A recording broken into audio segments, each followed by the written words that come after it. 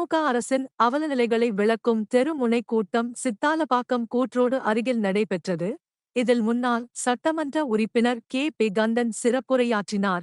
சென்னை மாவட்டம் அதிமுக சென்னை புறநகர் மாவட்டம் சோழிங்கநல்லூர் தொகுதி பரங்கிமலை கிழக்கு ஒன்றியம் சித்தாலப்பாக்கம் ஊராட்சியில் சென்னை புறநகர மாவட்ட வர்த்தக அணி இணைச் செயலாளர் ஜான் முருகேசன் தலைமையில் திமுக அரசின் அவலநிலைகளை விளக்கும் தெருமுனை பிரச்சாரக் கூட்டம் சித்தாலப்பாக்கம் கூற்றோடு அருகில் நடைபெற்றது.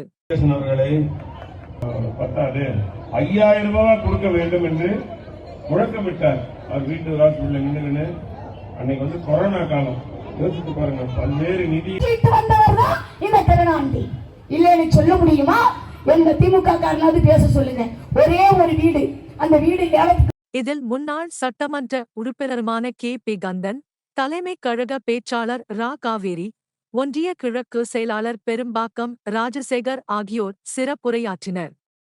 இக்கூட்டத்தில் சென்னை புறநகர மாவட்ட வர்த்தக அணி செயலாளர் எம். தனசேகரன், மாவட்ட துணை செயலாளர் எம். கண்ணபிரான் மற்றும் மாவட்ட, பகுதி, வட்டக்கழக நிர்வாகிகள், மகளிரணி, இளைஞரணி உள்ளிட்ட பிற அணிகளின் நிர்வாகிகள் மற்றும் கட்சியினர் திரளாக கலந்து கொண்டனர்.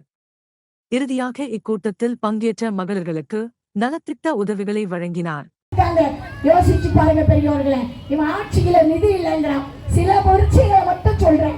அம்மாவோட திட்டங்கள் மட்டும் என்ன தெரியுங்களா? பிரசவம் என்பது மறுபிறவி. ஒவ்வொரு பெண்ணுக்கும் தாய் வீட்டுல சீமந்தம் பண்ண முடியல, வசதி இல்ல.